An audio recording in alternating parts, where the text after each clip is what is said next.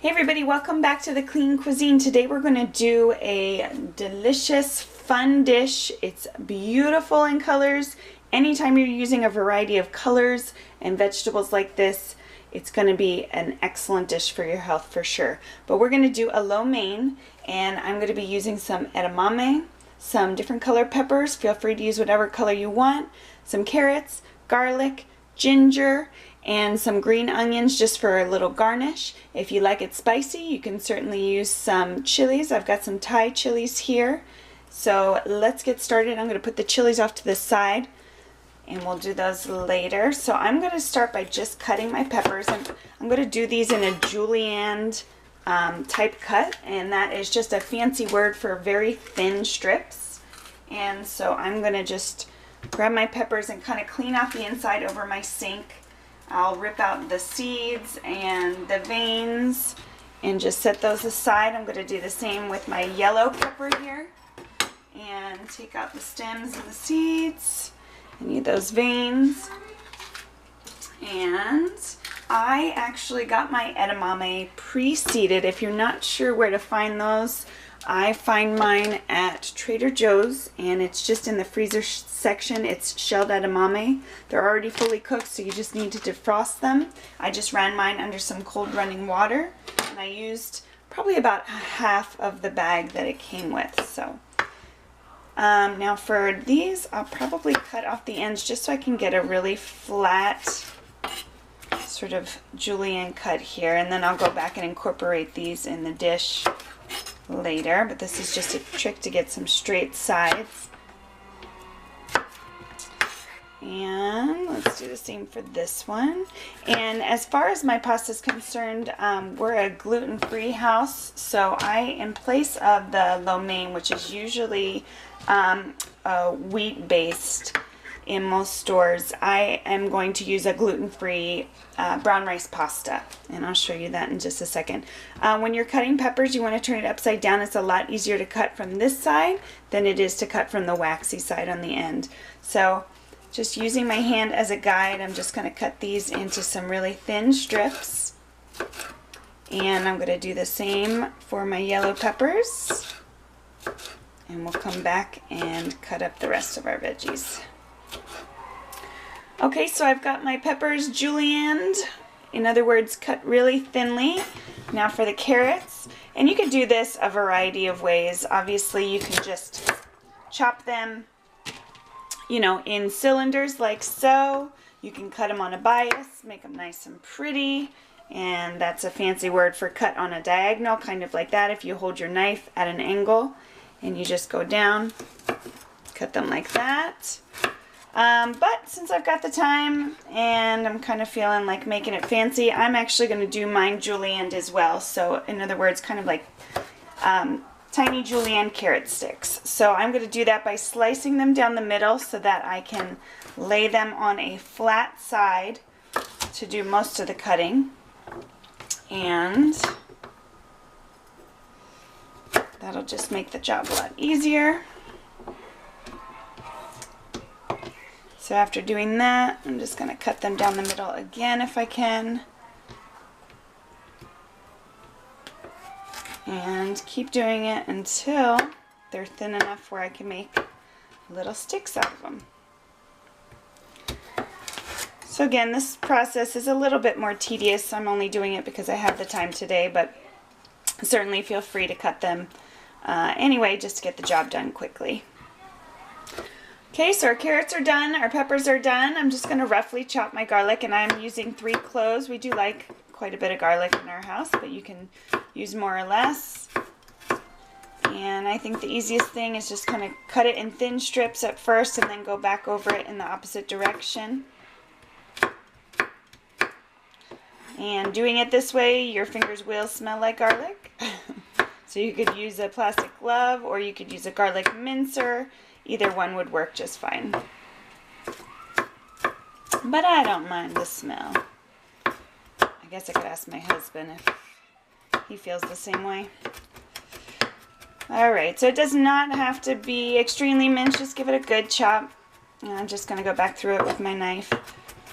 All right, and then I'm going to push that off to the side because we are going to saute our garlic and our ginger together first in a little bit of olive oil before we give all of our other vegetables a good stir fry. I'm using about an inch of garlic, or excuse me, not garlic, ginger. And I'm just going to simply kind of peel off the outside layer of skin with my knife. Just grate it down until you're kind of getting that's what you want. Just watch your fingers when you do this because you are going to be getting it down to the nub. So then I'll take that, set it off to the side right next to my garlic because like I said, they're going to go in the pot together. And then last but not least, I'm just going to take a couple green onions, cut them on a bias, and again that's just a diagonal, and that's going to be a nice garnish to our dish.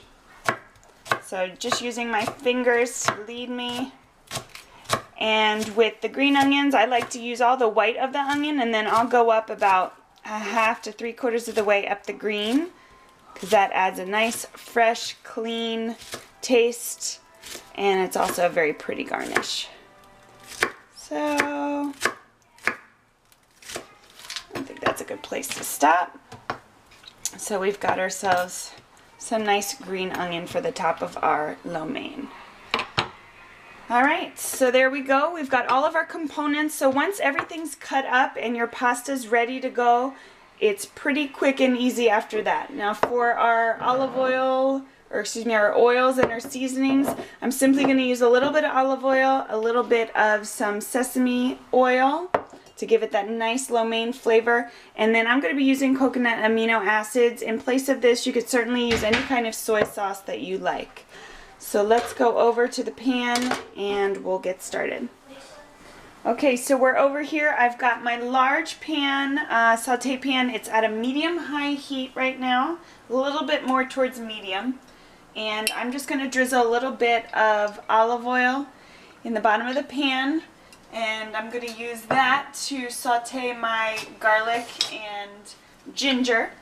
And I didn't show you this step, but I do have my Thai chili pepper over here. If you're going to use it, this I would recommend would be the step. I'm going to saute it in with the garlic and ginger, but then I'm going to remove it. So I left it whole just to kind of infuse some of that spicy flavor, but I certainly don't want to overpower the dish, so I will take them out when I go to add my other vegetables. So I'm just going to move the garlic and onion around. We want it to brown. You should smell just an amazing smell. I love ginger and garlic together sauteing. So I'm just going to let that work around for a few minutes. Let that pepper infuse some of that olive oil. And then we'll start by adding our harder vegetables first. So I always start with the vegetables that I think are going to take the longest to sort of saute. And for us today, I think it'll be the carrots. Then we'll follow that up with the peppers. And then last but not least, the edamame, since it's actually already cooked. So we just need to basically warm that up. Okay, so our garlic is nice and brown. And I'm going to go ahead and take out those chilies. And then I'm going to go ahead and add in my carrots.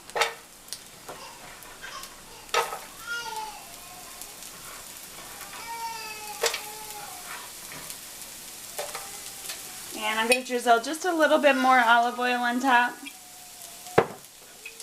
And just work those around till they start to soften up just a little bit, and then I'll add in my peppers. So I'd say about 4 to 5 minutes with the carrots. Okay, my carrots have been working for a few minutes. They're starting to soften up. I'm going to go ahead and add in all of our beautiful colored peppers.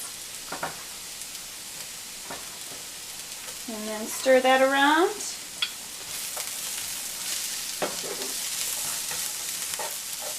It's already beautiful.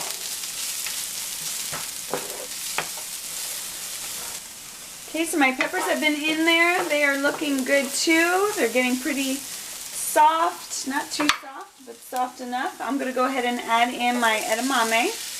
Probably, like I said, about a half of that bag, so about a cup's worth. And just kind of move that around for a few minutes.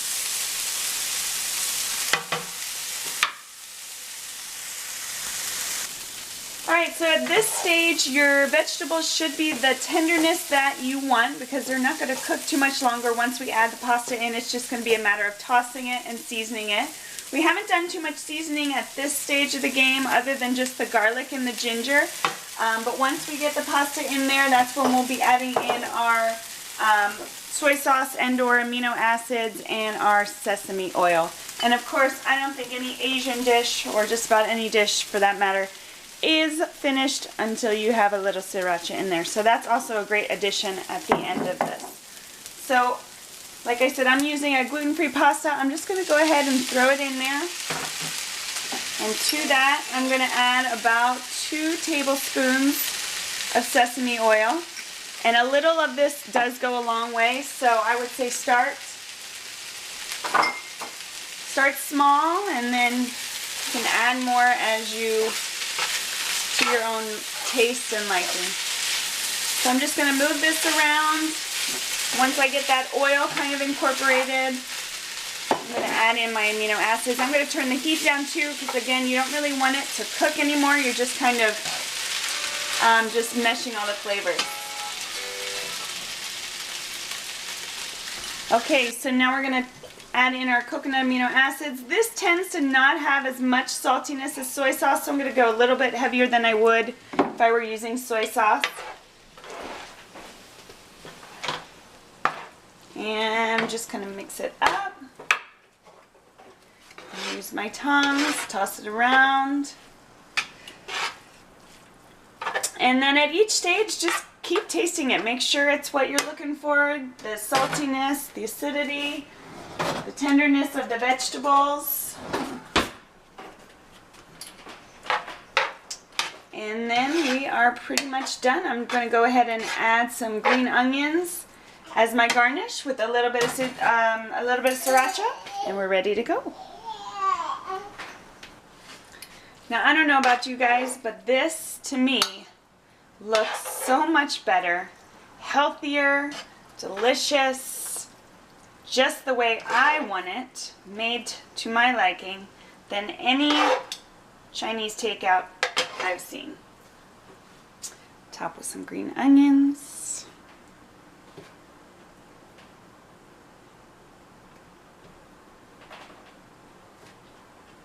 Add a little sriracha. And there's dinner.